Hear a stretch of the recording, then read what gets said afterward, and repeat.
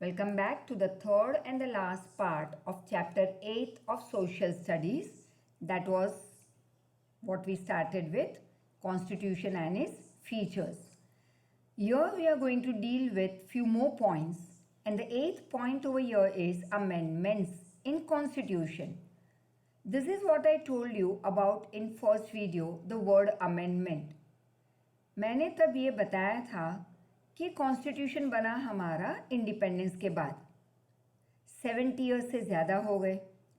अब बीच बीच में कहीं पे जैसे 1976 में, शायद थोड़ा बहुत उसके पहले, 1976 के बाद आज तक कहीं ना कहीं थोड़े वर्ड्स जो बिन ज़रूरी होते जा रहे हैं उसे हम डिलीट कर देते हैं। जो नए हमें ऐड करने हैं उसके लिए हम पूरा कॉन्स्टिट्यूशन नया नहीं बना सकते, हम थोड़ा बदलाव ला सकते हैं by adding those words. This is called amendment, right. जैसे 70 ईयर्स से ज़्यादा हो गए बनाए हुए इस कॉन्स्टिट्यूशन को, तो तब मैंने समझा था कि तब के लोगों की सोच आज के लोगों की सोच के साथ मैच नहीं होती। उनकी वॉन्ट्स दो थी, हमारी शायद 2 लाख से ज़्यादा। Just an example I am giving you. इतना बड़ा डिफरेंस, तब की टेक्नोलॉजी आज टेक्नोलॉजी, तब की एजुकेशन पैटर्न आज की education pattern we are experiencing today itself, right. तो ये कॉन्स्टिट्यूशन में बदलाव लाना ही होगा हमें, अदरवाइज हम पुराने ज़माने के टाइम से आज आगे नहीं बढ़ सकते। अगर वो ही सिस्टम फॉलो करेंगे तो कॉन्स्टिट्यूशन में हम थोड़ा बहुत बदलाव ला सकते हैं। सो इट इज़ सेड कि इंडियन कॉन्स्टिट्यूशन एकदम डायनामिक है, वो अमेंड हम कर सकते हैं व्हेन एवर रिक्वायर्ड, जब भी ज़रूरत पड़े हम उसमें बदलाव लाएंगे। अब 3 वेज हैं how we can amend a constitutional provisions. मतलब प्रोविजन मतलब कॉन्स्टिट्यूशन ने जो हमें प्रोवाइड किया है उसमें अगर बदलाव लाना है, कोई चीज़ निकालनी है या ऐड करनी है, तो 3 तरीके हैं। First is simple majority. जैसे घर में 2 भाई बहन लड़ रहे हैं या 2 भाई या 2 बहनें, तो वो छोटी सी प्रॉब्लम जाएगी मम्मी के पास या पापा के पास, right, it will be solve. तो सिंपल मेजॉरिटी मतलब is a simple case. You don't need to involve your neighbours and your society and your nearby region and the whole state and all. Clear. अब school में तुमने कोई बहुत बड़ी problem खड़ी कर दी, तो प्रिंसिपल मैम बुलाएगी सकुटुम पधारो, जैसे होते हैं ना शादी में सकुटुम। तो parents, you all will go to the school to the principal. अब जो डिसीजन होगा मैम का वो तुम्हें सुनाई दिया जाएगा। एंड द थर्ड, अगर तुम्हारी फैमिली की टकराव किसी और एक नेबरहुड में फैमिली के साथ हो जाए, तब जाके ये प्रॉब्लम कहाँ जाएगी, सोसाइटी में, राइट। चलो तुम्हारे सोसाइटी की एक फैमिली कोई और एक फैमिली से लड़ पड़ी, तो थोड़ी ना लोग तमाशा देखेंगे। अब कुछ ज़्यादा ही बढ़ गया तो यहाँ पे इन्वॉल्व होंगे बाकी के committee members to bring them apart and bring the solution. या कुछ बहुत बड़ा इशू हो जाए, it becomes a police case, तब जाके कोर्ट डिसीजन दे रही है। So there are many such ways. तो यहाँ पे 3 वेज हैं, 3 अलग अलग प्रॉब्लम्स या जो भी हो, किन के बीच में प्रॉब्लम आ रहा है, कौन सा केस चल रहा है, तो हम अमेंडमेंट ला सकते हैं हमारे कॉन्स्टिट्यूशन में कि ऐसे सिचुएशन में क्या किया जाए। Now first let's see, simple majority है। सेकंड कि अगर कॉन्स्टिट्यूशन में हमें कोई बदलाव लाना है तो 100 लोग बैठते हैं पार्लियामेंट में और वो वोटिंग कर रहे हैं, डिसाइड करेंगे, डिस्कशन करेंगे, वोटिंग हो गई, सिंपल मेजॉरिटी से वो कहेंगे हाँ या ना। अब सिंपल मेजॉरिटी मतलब कि फॉर एग्जाम्पल जस्ट से 100 लोगों ने वोटिंग दी इस पर्टिकुलर सब्जेक्ट पे, तो 51-52 हमें चाहिए हाँ या ना बोलने के लिए, तो हो गया डिसीजन फाइनल। स्पेशल केस आ गया तो 2/3 मेजॉरिटी चाहिए। मतलब 100 लोग हैं, डिस्कशन हुआ, वोटिंग हुई, अब 51-52 की हाँ ना से काम नहीं होगा, अब यहाँ पे 2/3 से काम होगा। That is, I think so you are too good at mental maths, so 100 multiply by 2 by third, that is more than 66. I think so it comes to 66.6666 and on. तो we consider as 67 लोगों को हाँ या ना कहना है, तब जाके वो पास होगा। Third is if union government की कोई इशू है विद स्टेट गवर्नमेंट, तो यहाँ पे क्या करना चाहिए? से फॉर एग्जाम्पल गुजरात और Maharashtra, take one state, has a discussion with union government. तो अब यहाँ पे हमें क्या करना है? फर्स्ट ऑफ ऑल 2/3 मेजॉरिटी करनी है पार्लियामेंट में, प्लस कौन सी स्टेट का प्रॉब्लम है, उस स्टेट में एटलीस्ट 50% लोगों की हाँ होनी चाहिए। Got it? तो special majority, right, that is 2/3 plus at least 50% of that particular state, या 50 से थोड़ा बहुत कम का डिसीजन होना चाहिए। So 2/3 plus 50% of that state legislatures voting. Now we move ahead. If amendment related to interstate, मतलब अगर दो स्टेट प्रॉब्लम में है या यूनियन स्टेट प्रॉब्लम, तब यहाँ पे कौन बीच में इंटरफियर करेगा? Supreme court. Then in that case you will see that yes, Supreme Court will come over here, but अगर Supreme Court भी इन्वॉल्व है इस प्रॉब्लम में, then what you will do? Half of the total state should agree, मतलब कि say that 28 state में से at least 14 to 15 state को हाँ कहना है कि हाँ भाई हमें ये बदलाव कॉन्स्टिट्यूशन में मंजूर है। We agree. Basic structure of constitution unchanged.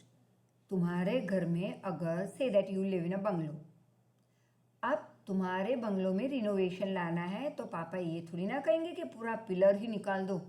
It's just renovation, amendment. पुरानी चीज़ें निकाल देंगे, कुछ नया लेके आएंगे, पुराना कलर निकाल देंगे दीवारों पे से, नया कलर लगवा लेंगे। लेकिन इसके लिए पूरा बंगलो तुम बेस से, पिलर से उखाड़ नहीं दोगे। That is what is constitution when amended. Clear?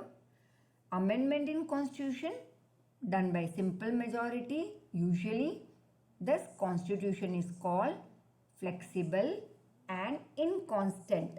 मतलब कंटिन्यूसली वही वर्ड्स हम फॉलो नहीं करेंगे हर बार।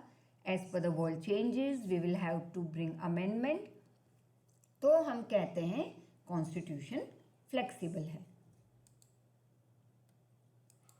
So you have already, we have done till now democratic, then we did about lot many other like secularism, socialist, and independent impartial judiciary. 8th we did just now about how to bring amendment, and year 9th we will deal with universal adult suffrage. Now they are all small terms, so easy to learn. This is very common, we had done in 8th standard 2. Indian citizen जो भी 18 साल या उससे above है, they are getting the right to vote. यहाँ पे कोई discrimination नहीं होगा कि भाई तुम गोरे हो, काले हो, लंबे हो, पतले हो, मोटे हो, या तुम अनपढ़ हो या पढ़े लिखे हो। ओह तुम तो बहुत पढ़े लिखे हो, तुम तो 4-5 वोट दे ही दो अपनी तरफ से। No, Indian government gives equal right to all the citizen of India at the time of voting and related to other government matters. तो कोई डिस्क्रिमिनेशन नहीं होगा। 10 secularism, again you know it very well. अलग अलग धर्म के लोगों में भेदभाव हमारी कंट्री नहीं करती when it comes to education, when it comes to hospitalization, when it comes to entering the government places, or you can say giving the job, government jobs to those people. बहुत सारी जगह पे judiciary में, voting में हम धर्म को बीच में नहीं लाएंगे, क्योंकि हमारी कंट्री इंडिया सर्वधर्म समभाव में मानती है, right. So ours is a secular country, हम उसको स्टेट भी कह सकते हैं. Different religion people exist in our country, so no discrimination, no special rights. State is neutral, मतलब सबके लिए एक सरीखा. Impartial, कोई पार्शियलिटी नहीं. No interference किसी के धर्म में. गवर्नमेंट सब धर्म को अपना काम करने दे रही है अपनी प्राइवेट प्रॉपर्टी पे, बट गवर्नमेंट जाके इंटरफियर धर्म में नहीं करेगी. हाँ, but if there are rights then there supreme court takes an entry. Citizens can follow any religion. And ahead we move to judicial review. Is the main feature of our constitution. Working of state and union government. उनका ध्यान कौन रखेगा कि भाई हमारी state government ठीक से काम कर रही है या नहीं, यूनियन गवर्नमेंट इज प्रॉपर और नॉट. तो ये काम देखेगी यू कैन से जुडिशरी और supreme court you can say. And orders, parliamentary बदलाव, दैट इज अमेंडमेंट, ये सब कौन पास करेगा? Judicial court, given for judicial review. मतलब कि अगर हमें कोई बदलाव लाने हैं तो कहाँ जाएंगे रिव्यू के लिए हम, कि भाई हम ये ला सकते हैं या नहीं? Court. Judiciary is there to give us a support. And later on you will see the 12th part, that is fundamental rights and duties. Yes, we are very much interested in rights. Are you getting it? जैसे घर में देख लो, rights समझ के कितनी सारी चीज़ें मांग लेते हो पेरेंट्स के पास, ये दिला दो वो दिला दो. But ask yourself very honestly when it comes to performing duty, do you say yes at the first call of your mother? Just ask yourself. When we meet, remind me, we will talk on this topic. Understood? Make a diary कि कब मैंने किस video में, किस chapter में मैंने कहा था we will meet face to face and discuss. अब तो बहुत सारी चीज़ें आएंगी डिस्कस करनी and you are going to enjoy, I know it. So fundamental rights to people are given in constitution. Valuable capital of nation. Overall development. तो rights और duties के बिना हमारी कंट्री डेवलप हो ही नहीं सकती. लोगों को सारे राइट्स एंड ड्यूटीज़ गवर्नमेंट ने दिए हैं, कुछ ज़्यादा ही हमारी कंट्री में दिए गए हैं. And we are developing and moving ahead. Nation development of course depends on and lies in fundamental rights and duties. Now right to constitutional remedy also is available. मतलब जैसे हमारी 6 राइट्स है जो बाकी के चैप्टर्स में तुम बहुत डिटेल में लर्न करोगे, but at present let me tell you there are 6 rights, right. Now ये 6 राइट में से अगर ये 6 राइट हैं हमारी, यहाँ पे लिखी गई है राइट टू कॉन्स्टिट्यूशनल रेमेडी. अगर ये राइट तुम्हें दी ही ना जाए, लेकिन बाकी की 50 राइट लिखी गई है कॉन्स्टिट्यूशन में कि हम ये देंगे वो देंगे हमारे इंडियन सिटीज़न को, लेकिन ये वाली राइट ना मिले कॉन्स्टिट्यूशनल रेमेडी वाली, तो क्या होगा?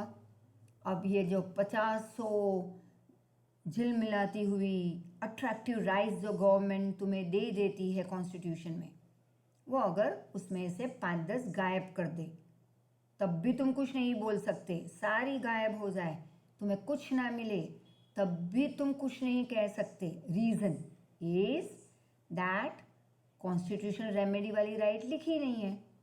तो इम्पोर्टेंस कौन सी राइट का है हमारे कॉन्स्टिट्यूशन में? Constitutional remedy. अब इसका मतलब समझो, अगर 5 पहले हमारी वैसे 6 राइट्स है एज आई टोल्ड यू, तो फर्स्ट 5 राइट में से अगर 1 या 2 या आधी या जो भी हो तुम्हें अगर नहीं मिल रही, तो इस 6th राइट को हाथ में लेके तुम कहाँ पहुँच जाओगे? Supreme court. अब सुप्रीम कोर्ट तुम्हारे लिए लड़ेगी and help you in getting your that right which is taken away from you. Understood? तो constitution remedy is a protective right जिसके बिना बाकी की 5 राइट 0 हो जाएगी, कोई वैल्यू नहीं होगी उसकी. So constitutional remedy is called the soul of constitution. Very important right it is.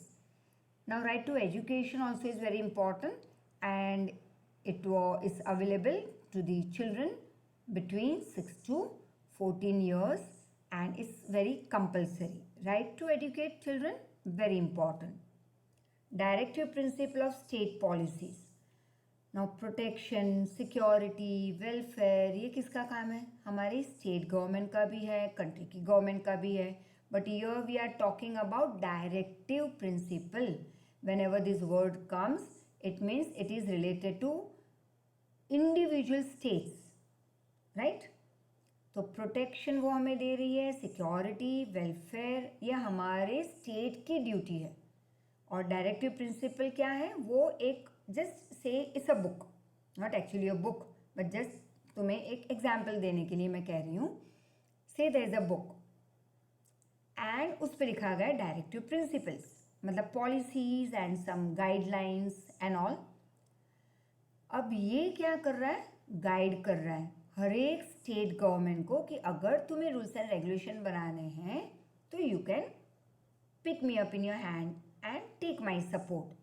Like for example your digest is a guide to you somewhere. अगर कहीं पे तुम रुक जाते हो you will open that reference book. It's a support, it is called. It's called a guide, right?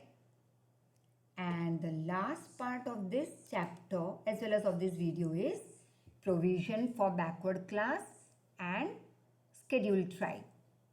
अब backward class मतलब ये नहीं कि वो एक्चुअली आज भी बहुत बैकवर्ड है, आज तो काफ़ी फॉरवर्ड हो गए हैं वो.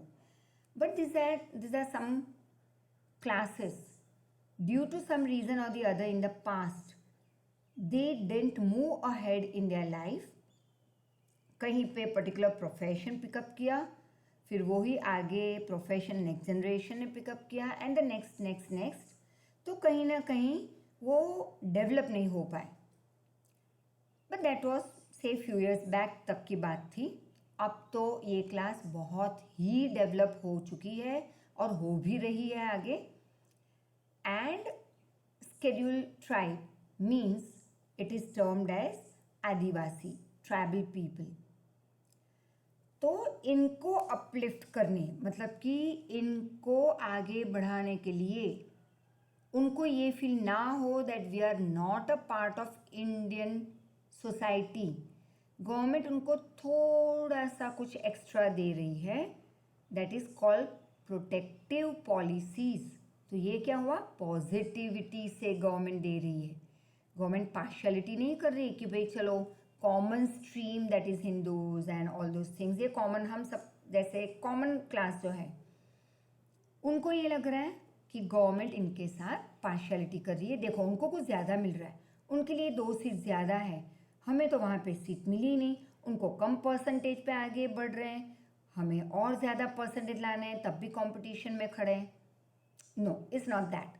गवर्नमेंट उनके लिए इसलिए कर रही है ताकि वो हमारी तरफ आए, हमसे मर्ज हो जाए और हमारे साथ एक हो के आगे बढ़े और कंट्री डेवलप हो. So special provisions are given for this class in our constitution. Seats are reserved in legislature. That is what I told you, legislature. State level का assembly and council और यूनियन लेवल पे parliament. Sorry. Now reserve seats government ने रखी है, education में भी seat रखी है उनकी रिजर्व, गवर्नमेंट जॉब में रिजर्व सीट्स रखी है, स्कॉलरशिप्स दे रही है गवर्नमेंट, बेसिक नेसेसिटीज़ प्रोवाइड हो रही है उनके और उनके बच्चों के लिए. तो कौन है वो उनके? As I told you, BC and ST. तो इसे हम partiality policy of the government नहीं कहेंगे, हम कहेंगे it is optimistic, that is positive, and shielding policies, that is protective policies.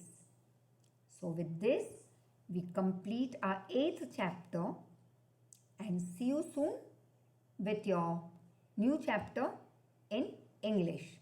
Thank you so much. Enjoy.